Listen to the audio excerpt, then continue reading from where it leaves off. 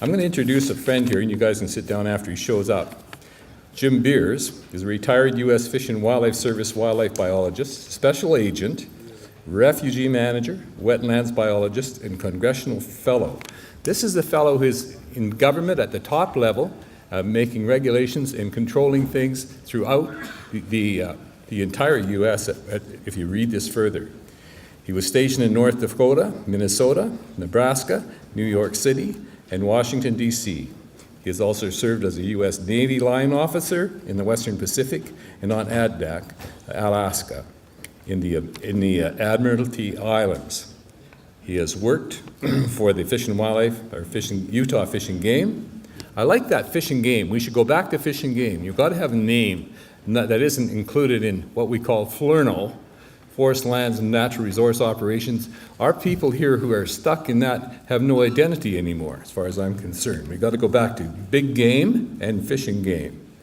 Minnesota, he was there as in the police department and as a security supervisor in Washington, D.C. He testified 3 times before Congress, hence twice regarding the theft by the U.S. Fish and Wildlife Service of 45 to 60 million from state and wildlife fish funds, once in opposition to expanding federal invasive species authority. He resides in Eagan, Minnesota. He drove here, it took him 3 days, with his wife and for many decades. Jim Beers is available to speak for consult to people who want to hear his story about what happens when you're in that high-level position. I've had the pleasure of speaking with Jim the last 2 days and these other gentlemen, and I'm telling you, my head is so full of their knowledge. It's just touching the tip of the iceberg. We have to change what we're doing here in Canada, and particularly in British Columbia. I give you Jim Beers.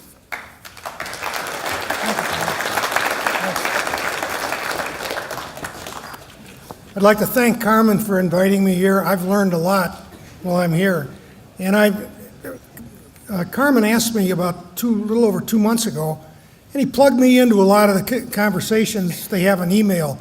He and Dr. Semanek and Vince Crichton and that, and I've got a pretty good feel for what your problem is. Problem is why you're here. And he didn't mention it, but my career was shut down after about 32 years when I testified before Congress about stealing the money. And it was because I was in a big clash, really, with the new type of Fish and Wildlife Service personnel and their ideas about preserving everything and not using everything. That's really what was behind it. Anyway, I was home for 10 months, got a big secret settlement from the government that in order to get it, I had to sign a document that said for 3 years I would not speak, write, or in any way describe the reasons why I left the federal government under the circumstances I did. 3 years. They paid me with tax money. I mean, I was stunned when that happened, but I was even more stunned when, after we showed the Congressional Committee in the U.S. House of Representatives an audit that was conducted as a result of the investigation, that they in fact did steal that money. And the main thing they used it for was to come up here and capture wolves, bring them back into the United States without filling out the documentation, where they were from, putting them in Yellowstone and then kicking them loose. And they took a lot of the money left over from that and gave it to Fish and Wildlife top managers who had no right to any of that money because they did not deal with it daily, but they put the money in their bonuses. Nobody ever said anything. State wildlife directors were so cowed by then they never even asked for the money to be replaced. Okay? So the reason I tell you that is because the last 15 years now, I've spoken to, I would guess, at least 40 groups like yours. Dog owners, ranchers, hunters, just some rural organizations like Agri Women in the United States. And It's the same problem. Mr. Beers, it comes out wolves a lot of times. That's been a big driver. But there's all kinds of government regulations and problems that have started up because of the laws we passed in the United States in the 1970s, going into the 1980s. The wilderness business, the endangered species, and the laws written with words in there like the native ecosystem, when there's really no definition of native. It really isn't. I mean, Dr. Geist and I talk about this, and he always takes the biological perspective. Oh, native, and I know what he means. The trouble is, when the word goes into the law, and the law then spawns regulations that they're going to put you or me in jail about, maybe even prison, and it says words like that you violated, it's like wolf DNA. What is a wolf? Is it if they have more than 40% wolf DNA? Is there a standard in law that it's a coyote if it's more than 50% coyote DNA? There isn't. But yet, people will be put in jail and fined. At the same time, a wolf will leave Isle Royale National Park in Lake Superior, walk across the ice, get shot, had a satellite marker on it, and I mean, you'd have thought Al Capone had escaped from prison. They descend on the area. They find out, whoa, it was this young man right here, young Indian, first person, indigenous, whatever you want to say, that shot and killed it. They never did anything. If I had got caught vaccinating a wolf and they traced it back to me, there would have been there would have been no, try not to do that again, because of very serious consequences. Loss of property, big fines, possibly a felony conviction, never vote again, probably never be able to own a gun again, because a wolf was shot. When you can't, even like Dr. Geist was talking about all this hybridization, what is a wolf? Well, it could be a dog, it could be a coyote, depending on what we say it is, because there's no sharp standard in the law, it means a lot of different things. I was very fortunate, and I think you might benefit from this. I did a lot of wildlife work up till about 1970 outside Washington, when I did a real good law enforcement job, made a couple of big cases by myself in New York City. They brought me into Washington, and I'd rattled around in there for another 20-some years and did all kinds of things. I was a budget analyst, and I was the refuge operations chief for the system. I was a congressional fellow, which meant we hosted, that's a one-year thing, by the way, worked for a congressman for 6 months, senator for 6 months. But in the meantime, we hosted the Canadian fellows, they're parliamentary fellows, and we hosted them in Washington for a week, and then we were hosted up here in Ottawa. And I got very familiar with it. I learned a lot about the parliamentary system. I thought I knew a lot about it.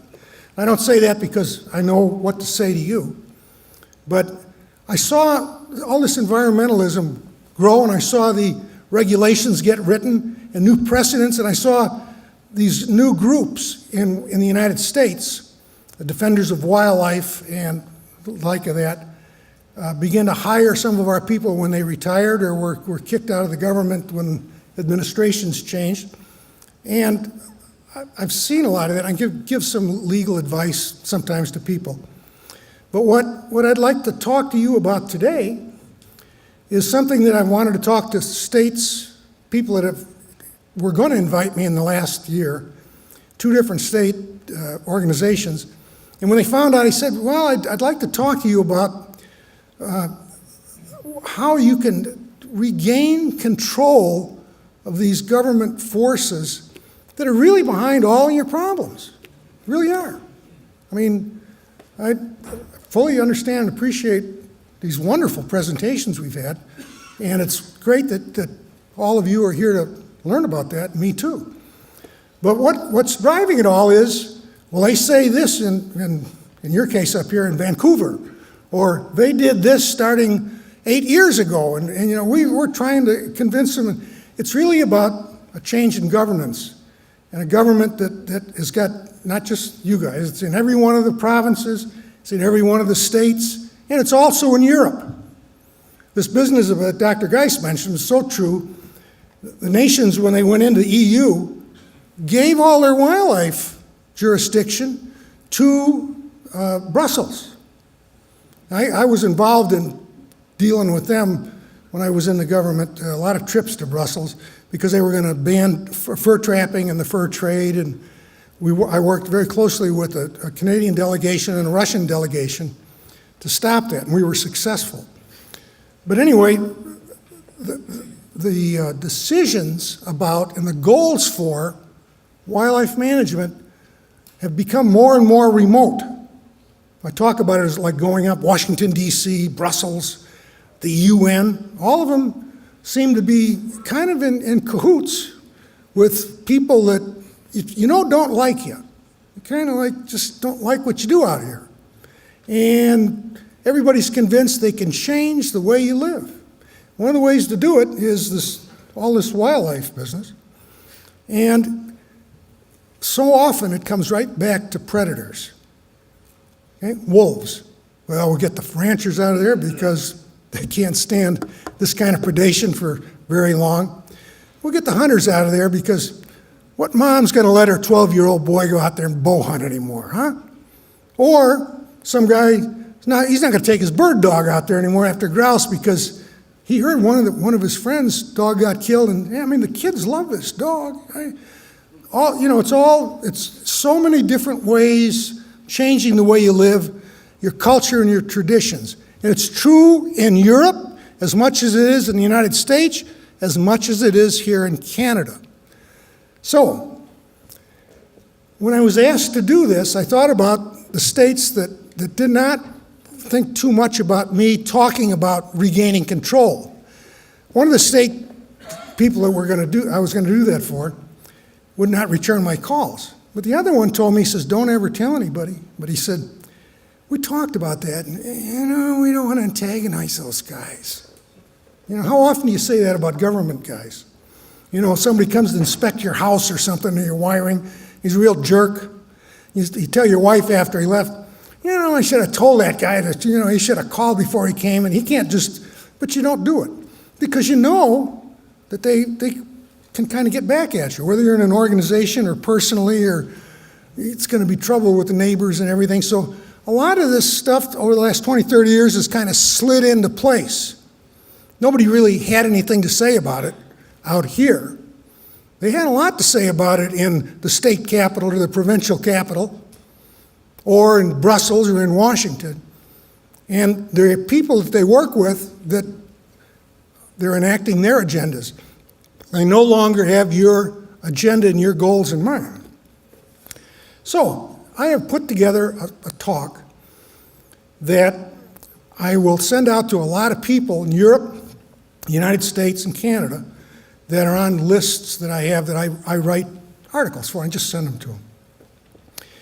And I've written it in such a way that it's applicable in Europe, it's applicable here, it's applicable in the States. It's applicable in places that have wolves, that are going to get wolves, and some that don't have wolves and probably won't get wolves.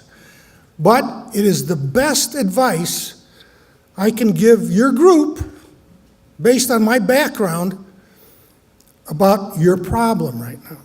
Okay, the things that brought you here, all of them. I'm not going to try and list them, and I'm not going to try to tell you how to take care of them specifically, but I'm going to outline what I think you and a lot of people like you in rural Europe, Canada, the United States can use.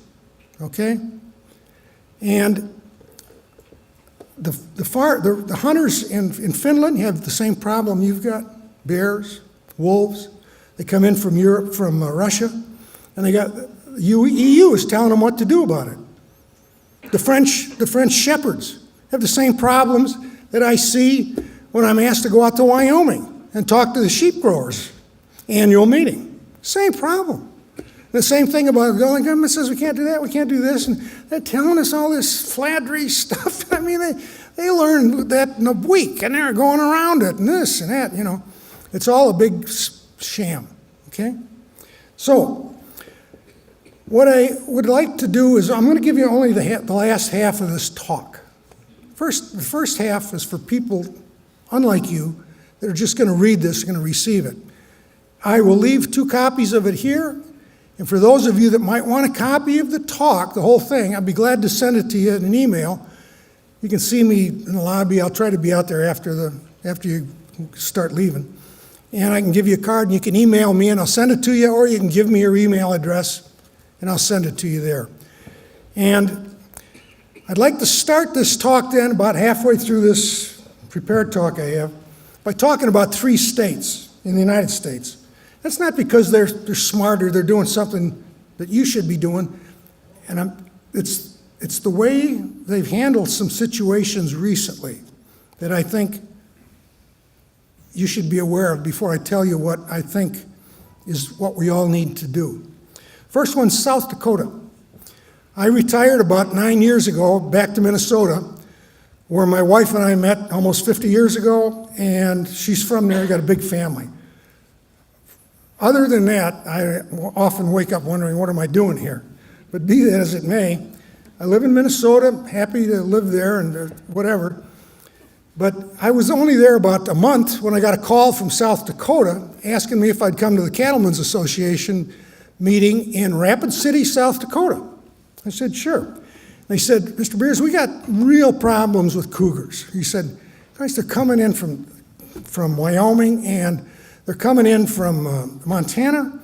They seem to be moving more east, and we've got 3 big Indian reservations that won't do any control, and we've got 2 big national parks all west of the river, which is the cattle part of South Dakota, the western third. The river is the Missouri River.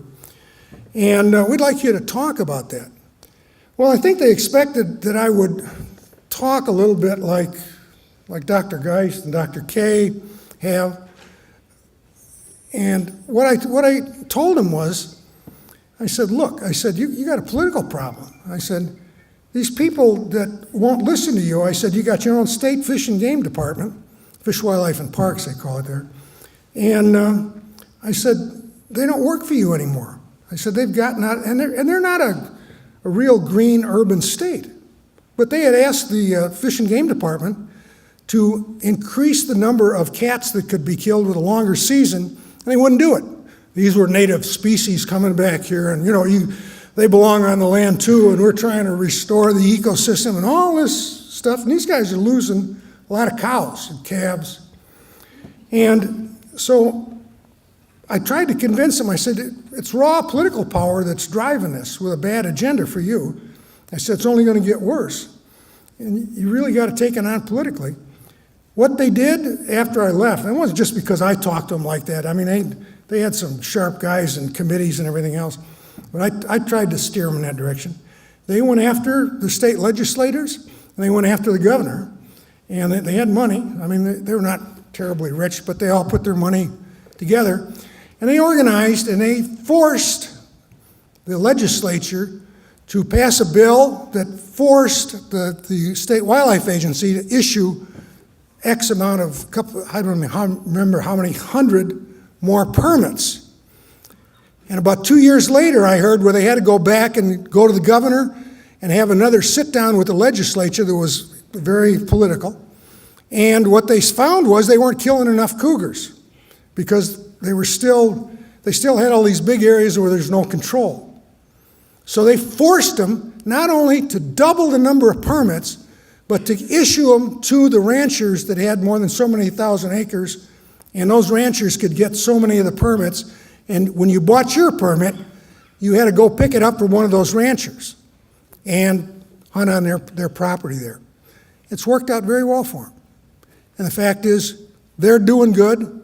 The small towns there are not getting any worse. And the cougars are doing good too, because they're still taking a large number of them every year. That's state number 1. State number 2 is Minnesota. I'm not a fan of Minnesota's state wildlife agency. A lot of it's got to do with politics, I'll be honest with you. I mean, it really doesn't. But be that as it may, just shortly after I moved there, out in the southwestern corner of the state, in an ocean, I mean an ocean this time of the year of fall plowed land. I remember going down there about a year after I'm talking about here. I could actually see a town, a little tiny town 15 miles away, nothing in between, not a blade of grass, everything. Section lines are gone. I mean, it's just all plowed. The reason I mention that, one of the farmers there in southwestern Minnesota, driving back from town, got 3 kids living at the house with him, little kids. He got something like 8 horses because his wife and the kids like to ride a little bit in the summer. Got him there. He sees a cougar. Now, South Dakota cougar, yeah, going into the culvert by his house. Now, what do you think they eat out there? I mean, if you were that guy and you said, holy cow, I'll bet that damn thing smelled my horses, and what if my kids are going to school tomorrow? So he goes into the house, gets his gun, comes out and kills the cougar, calls the DNR right away. Well, they definitely could have done nothing, the way the law's written there. It's not that they were specifically protected, but they were a native species, and they've got all this kind of soft stuff about it. Anyway, it went on for about 6 months, and I mean people in the Twin Cities, they wanted those guys drawn, quartered, tied to a couple of horses, and sent off to the 4 corners of the kingdom. I mean, they were just livid. Oh, they're killing this wonderful animal, blah, blah, blah, and they know better. But the cities are so different anymore that that's who controls the media and the reporting. Well, the guy was facing probably some time in either jail or a prison. And they had a court hearing for him, not hearing, but a court appearance. And the judge didn't throw it out, but he gave him just a minor fine. And he was warned that if he did this again, that whatever. The guy was just safe. In the meantime, the city was all abuzz about, all these people walking on their concrete paths around the city and the lakes saw cougars here and saw cougars there, and they're coming back, hallelujah. And I mean, it was just crazy, crazy stuff. We have problems with our indigenous people in Minnesota that they refuse to do anything about. They now freely net in all the good walleye lakes. They've closed the walleye seasons in the one of the best lakes in the state because there's no more walleyes to catch. So they got these gill nets laying there across these lakes everywhere they want now, and they're selling the walleyes, okay? So, I mean, it's not the best state in the world. Let's leave it at that. But that said, why do I mention them? Because when they passed the Endangered Species Act, and one of the first things they put on there, along with the bald eagle, they were never endangered. And the wolf, these iconic species, when they did that, Minnesota was the only lower 48 state that still had a remnant wolf population. Now, why would that be? Part of it is because the northern third of Minnesota's wetlands and woods are just an extension of eastern or western Ontario, what it looks like there in Manitoba up to James Bay in there. I mean, a lot of wolves in there, been wolf control and everything, but not terribly dense population of people in that. So they always had some wolves that would be moving in. But what they had was you could take a wolf during deer season, which meant most of the guys hunt deer and had been since the early 1900s. When you're out hunting deer and you saw a wolf, bang, you could take it, get the hide tanned and whatever. And they were very, very accommodating for a wolf in your pasture, a wolf creating problems around your homestead, a wolf hanging out by the school bus stop, any of that. You could take action yourself, report it to the DNR, and that was okay. So the combination of that loose management maintained a remnant wolf population. They were widely scattered throughout that whole northern third of the state. And I've talked to a lot of old guys my age and older that said when they were kids, they saw wolves now and then. It wasn't that they were rare, but how many wolves do you need? I mean, when you really think about it, this business of, 300 is going to be a goal of recovery and all of this stuff, how many do you really need out there? I suggest that that's simply a value judgment. I mean, after what Dr. Case told us, there was periods when they didn't have any in that area right there. Long periods, probably, and it had to do with a lot of things. And the idea that somehow we get it in our head that, oh God, there was just game everywhere and as many grizzly bears and wolves and everything as we can stuff in here, that's really what it ought to be. So the third state I would like to mention to you is the state I lived in for about 30 years, which is Virginia. When you hunt deer in Virginia, the first time I went to get my deer license, I almost had a stroke. I mean, I'm a wildlife guy. The last thing I ever need is some warden picking me up with too many fish or an extra duck or something. So I'm real sensitive about, what the regulations are and what I can do or not do. Well, it's the counties run the deer hunting. The counties run it. About a third of the counties in the western part of the state, which is mostly mountains, they've got 2 or 3 different kind of deer seasons in there for guns. They can use rifles out there. The middle third, which is kind of rolling Piedmont, you can use, in some counties you can use a rifle, others only a shotgun. In 1 or 2 counties there, you can use dogs to hunt. Tradition that goes back, I never hunted over dogs, but I've seen them and I've gotten into confrontations with dog hunters. But be that as it may, it goes back to times of the colonial times. Thick stuff down near the Chesapeake Bay, the eastern part of the state. In there, not only is it all shotguns, with 1 or 2 exceptions, but some counties you can only use slugs, some you can only use buckshot, some you can use either buckshot or slugs. And they have different length seasons. Why? Because some counties where they've just about all got dog hunting there, some of the counties really want to take as much meat as they can. All the guys are just local guys. They want to get as much venison in the cooler as they can, whatever. Other ones, they want to get some bigger bucks. So they got a little different season, and when you can take bucks and then when you can shoot does and whatever, and a different limit for the year. I mean, it's very complex at first. But it works. The state sets it. The state officially sets it, but the counties tell the states what it's going to be in the county.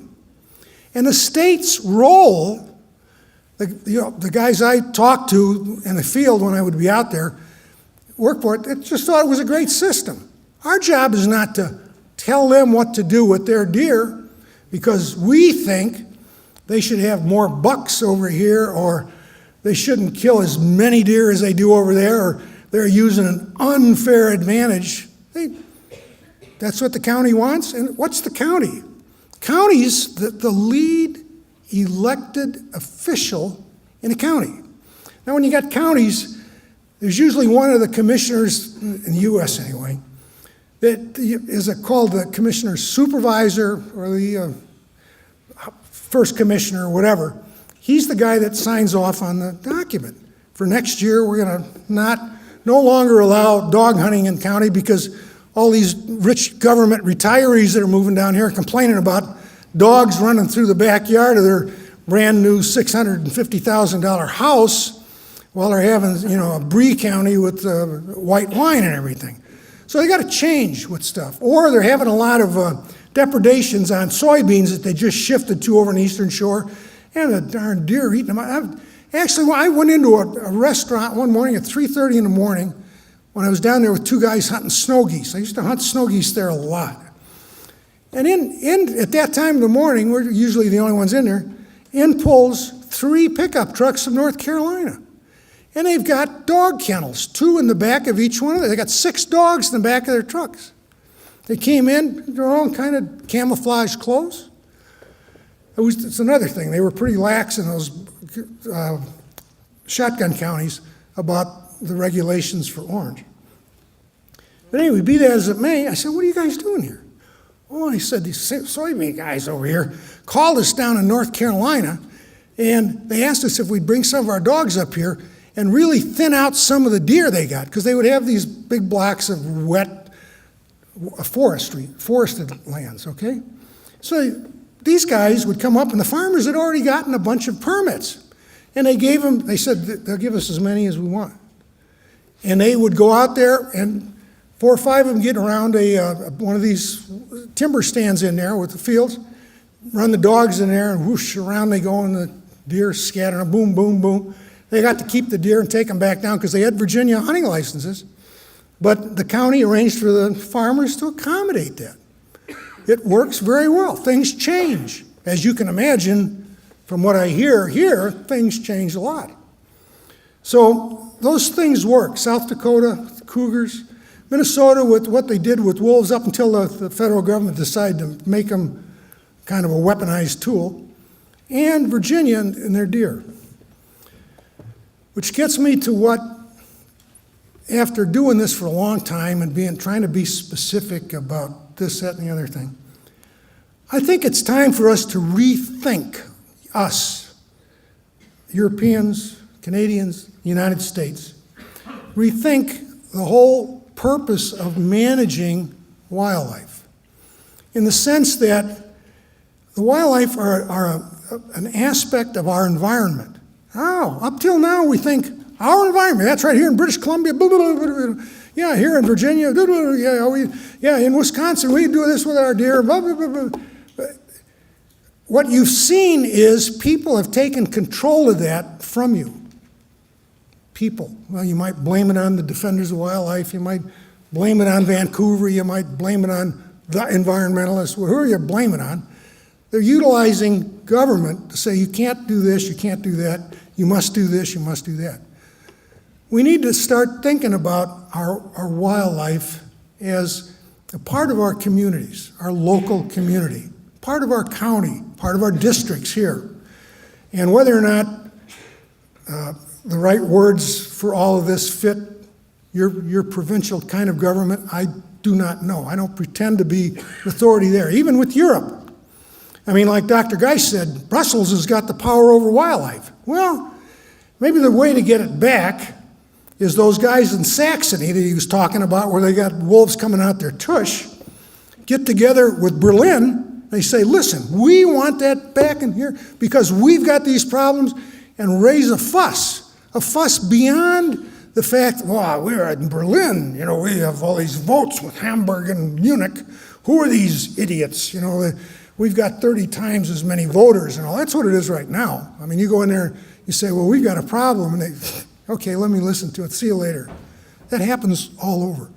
Maybe the thing to do is put pressure on Berlin, say they want to pull that back, and then have Saxony, the highest elected official in Saxony, be the one responsible at his or her option for establishing the wildlife rules and regulations for Saxony, like a Virginia county for deer.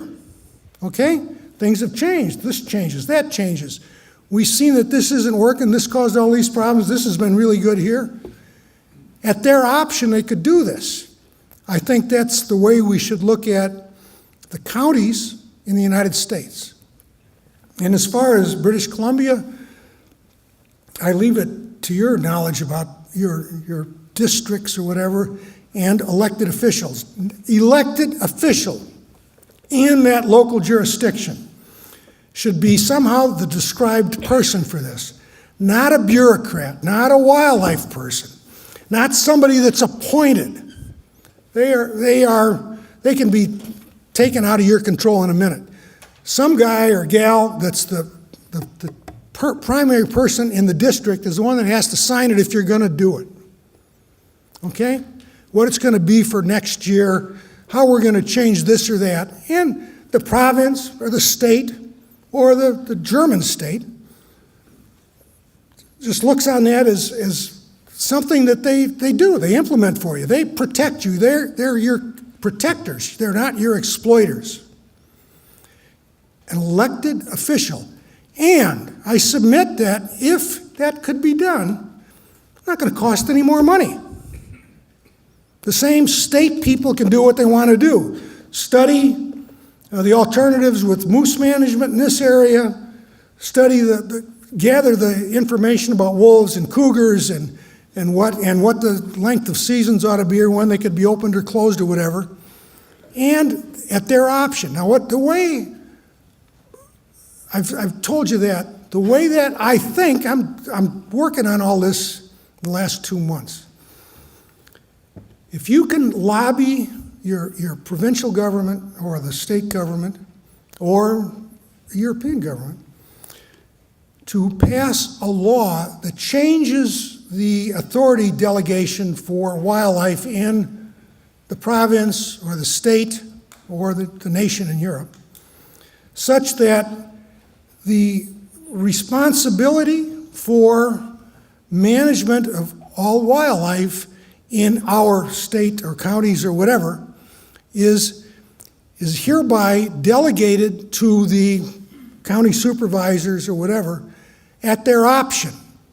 So that when they have to get annual regulations out, let's just say as a round number, June 1st of each year, they've got to be printed by April 1st of each year.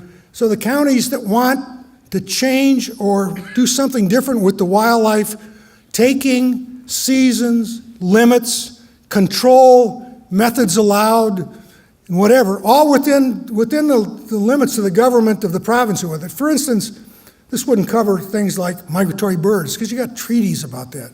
Wouldn't cover things like high seas fisheries, but in waters controlled by the province or by the state. Would not control that. That's some, it's not getting in, and you could, even in passing it, negotiate with the people that you're going to be dealing with to get it passed that, well, we don't need to have the upland game birds in there, and we don't need to have rabbits in there. But the serious stuff that you're concerned about, that you would have control of that, and you could, if you were happy with the way Vancouver or, Sacramento, California, or Austin, Texas, those are all capitals. If you're happy with the way they're doing your wildlife management, don't do anything by April 1st. And they plug in their regulations and what they're doing. But if you do say, we're going to start reducing these kind of animals to try to increase these kind of animals, or we're going to try to get rid of these kind of animals below this line, or we're going to close it down for the next 5 years for this kind of animal below this line or east of this highway or whatever, then you do it. And you are probably an even better negotiator with First People, Indigenous people, Indians, whatever you want to call them. Does anybody want to? You're onto something. Well, I do too. Yeah, I am too. Thank you. But I mean, when you think about it, where do you think you got a better chance of implementing cooperation than you and the tribe over there, the nearby, or the people that live here that you'd be dealing with out there that would, can give you a lot of trouble. Same in the States. I mean, it's no different. I don't pretend to have specific advice for you there, but you think about doing that rather than, well, they had a comprehensive meeting with them in North Vancouver the other day, or down in someplace in Alabama or something with, all the big wigs drinking and eating and having a good time on per diem and then going home. A lot of things could be done a lot better.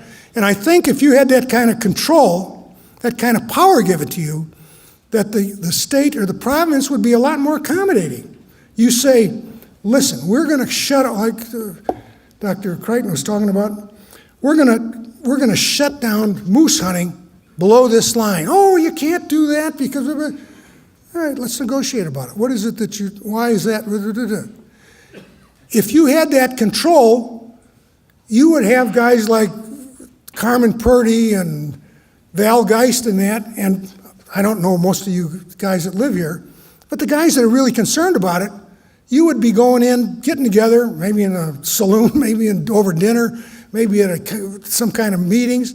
We ought to see about having old Commissioner Jim Beers or whoever I am that would sign off on this.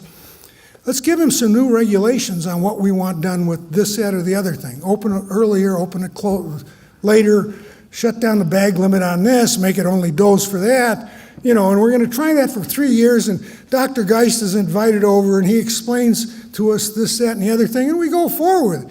It doesn't take a whole new staff of wildlife biologists. And I mean, your sons and your daughters and grandsons and granddaughters that are concerned about that live out in the country or, they're in an outfitting family, they pick that up pretty quick. It's not rocket science. It isn't. I mean, you've got 100 years to look at, well, when they did this, that's what happened. Remember when they were telling us we couldn't do that? Well, yeah, and that happened. Things like Dr. K was showing. I love those pictures. This is what it looked like in 1898, and this is, you see all that stuff pumped out about, oh gosh, we got to save it all, because you look at those pictures and it's really good stuff.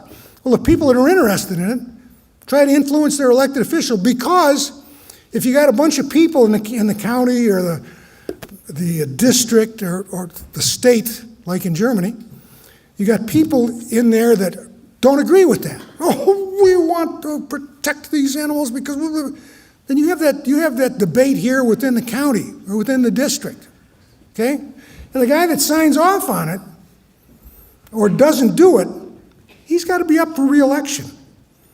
He's not worried about somebody in Vancouver letting him stay in his job, or he's not worried about somebody in Missoula, Montana that's going to be running for office, not wanting that to be done or whatever. I mean, he's an elected official. So you go in there, the local community, whatever, it doesn't have to be really big. And clearly, Virginia shows us you can have a lot of different approaches to it and do fine. If you got a lot of small districts in one part of the province or something, easy to get together and say, look, let's all submit something next year, and why don't you we'll have a meeting in October and go over this stuff. And in the meantime, you and them get together, and you get kind of like a block of you. It says, in these districts, it's going to be green on the next maps for hunting moose or something in British Columbia. It's very possible, but the key is getting local control. Now, I said you can get a law passed, but I would mention to you this. You can have a referendum on it. You could put something up for a vote, Europe, you guys up here and us, that asks for that to be done. Even if you don't win it, it says a lot for a future argument about the fact that, you hold up a map of British Columbia and you say, wow, this is all blue here, and that's the people that voted for the referendum. You see that you see that there? Yeah? That's the ones that didn't. Although they outvoted us, I think it says something about the way we're running things, which gives you another hammer, if you will, in dealing with the province and coming to accommodations with, up till now, what's mystery people. The ones that show up at a meeting like this and maybe try to disrupt it or put stuff in the paper about this, that, and the other thing, and you don't get a chance to answer it, and is teaching your kids in the school that this is all nonsense, animals love each other, and if we're just nice to them, they'll be nice to us. And, they're biological entities, just like sheep that you put out in a pasture. If you just leave them out there forever, it ain't going to turn out good. So I think that would be a very, very important thing. And I hope when I go home, I'm going to write, I've got an outline now, 2 articles for 2 different magazines. And I'm going to send out this talk. And I'm going to start writing more about this and trying to develop it more. But this is the first place where I've talked about it. So with that in mind, I just made a list while I was reviewing my talk 2 nights ago. You could restore revenue for conservation, like user pay stuff, the $3 that Carmen was talking about. You have a better chance of doing that maybe on a local basis. For the county, for the licenses sold in this district, or for any non-resident or resident that hunts here. You got to pay that thing. You could work that out. That's not a problem. It's a good thing. It stimulates rural economies, makes rural activities safer for both residents and non-residents. You get rid of this stuff where I get paid good money to bring grizzly bears in here and kick them loose and then get interviewed like I just released John the Baptist from prison.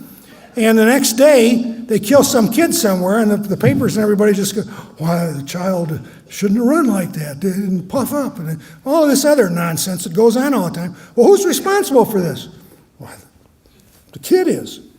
That's how it goes. Okay? The number of people killed in Yellowstone Park by those grizzlies in recent years, pretty big. You don't hear a word about it anywhere. You don't hear anybody taking responsibility for it. Okay, and there are a lot of people in the government that get big bonuses and do very well in promotions and a higher retirement because they do that kind of stuff without any responsibility for what it causes. Okay? If you've got local controls, you've got more control on that kind of thing. I think restoring the value in wildlife is more important than you think. I really do. I mean, when you really treasure the wildlife here in this area, like your fathers and grandfathers did, that's a valuable thing for your community. And when you locally control it, and you construct pretty much the way you want to, what that looks like, I think it's a very good thing for everybody, for the community in the long run and for your wildlife. Other than that, I went a little, no, I didn't. Actually, I just hit it right on the button. So anyhow, that was what I came up with, and I've got in this talk. I've talked about it a little more specifically than I've got it in here, but I am kind of developing this as I go along. And I think it's good advice. It's the best advice I can give you. And I mean, if I was your grandpa, I'd give you the same advice, you know. And thank you very much for your time, and good luck for all your stuff.